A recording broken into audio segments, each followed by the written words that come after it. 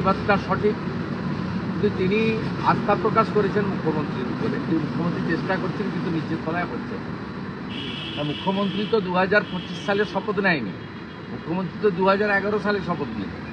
মুখ্যমন্ত্রী যতদিন, স্বাস্থ্যমন্ত্রীও ততদিন।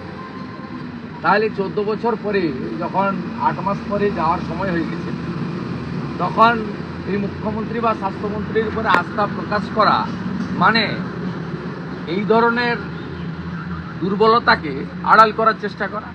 তাই উনার পোস্টে দু রকমের কথা আছে।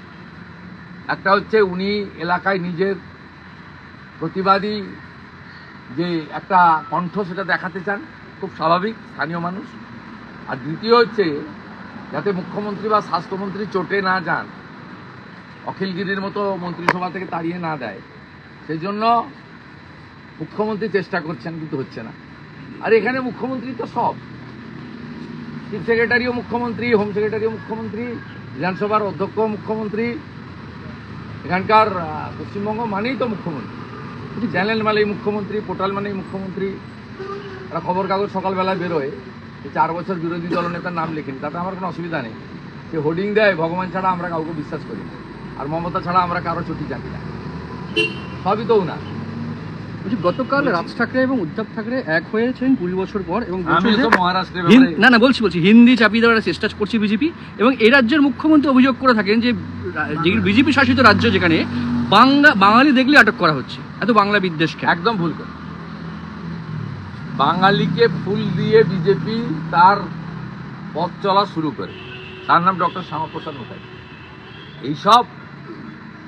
এইসব কথাবার্তা বলে লাভ নেই। রোহিঙ্গা মুসলমান বার্মা থেকে এসে কক্সবাজারে থেকেছিল, তারপরে বাংলা শিখে টিকে এসে গোটা ভারতে ঢুকে পড়েছে। 540 কিলোমিটার বেড়া নেই। স্বাভাবিকভাবে তাদেরকে চিহ্নিত করা হচ্ছে অনুপ্রবেশকারী, এবং তাদের বিরুদ্ধে ব্যবস্থা নেওয়া হচ্ছে। ইলেকশন কমিশন বিহারে মডেলের ভয় কিসে? ইলেকশন কমিশন যে বিহারে মডেলটা নিচ্ছে, ইলেকশন কমিশন বিহারে যে স্টেপটা নিচ্ছে, তাতে তো ভয় কেন?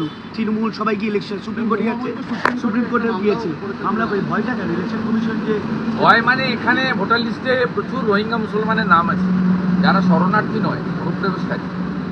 তাদের নাম বাদ চলে যাবে। তাদের নাম বাদ চলে গেলে অসুবিধা হবে।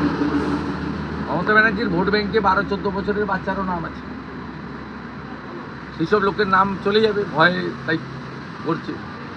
ভুয়া ভোটারদের নাম বাতিল হয়ে যাবে। এর ফলে যে 20% ভোট এদিক ওদিক করে, এবং বিকেল 4টে থেকে 6টা পর্যন্ত ক্যামেরা বন্ধ করে যে ভোট হয়, সে ভোট হবে না, তাই সমস্যা হচ্ছে। আমি বলতে পারবো না এই রাজ্যে কেন ওনারা বিরোধিতা করছেন, তার কারণ বলে দিলাম। এবং আমার কাছে একটা তথ্য আছে, গত লোকসভা নির্বাচনে প্রত্যেকটা ফেজে 4-5 হাজার করে ক্যামেরা 2বার করে বন্ধ করা হয়েছে। আমি সে তথ্য প্রকাশ করে দেবো, আপনাদের ঠিক সময় প্রকাশ করব। কিন্তু নির্বাচনে নন্দীগ্রামে একই অভিযোগ তো আপনার বিরুদ্ধে করে তৃণমূল কংগ্রেস। নন্দীগ্রামে নির্বাচন নিয়ে একই অভিযোগ আপনার বিরুদ্ধে করেন, যে ক্যামেরা বন্ধ করে দিয়ে, লাইট বন্ধ করে। আমি বন্ধ করবো? তৃণমূলের অভিযোগ, ক্যামেরা তো আইপ্যাকের হাতে থাকে। নির্বাচনে গণনার দিন একই অভিযোগ করে দিন তৃণমূল কংগ্রেস। নন্দীগ্রাম কবে অভিযোগ করেছিল? তৃণমূল রোজই করে, একই এখনো করে আপনার বিরুদ্ধে, যে নন্দীগ্রামে ভোটে হারলো কেন? লোকসভা ভোটে 8,200 ভোটে অভিজিৎ গাঙ্গুলি গেল কেন? কতবার হারাবো? 21-এ হারিয়েছি, 23-এ হারিয়েছি, 24-এ হারিয়েছি। 21টা সমবায়ের ভোট হয়েছে, 17টাতে জিতেছি। আবার হারাবো।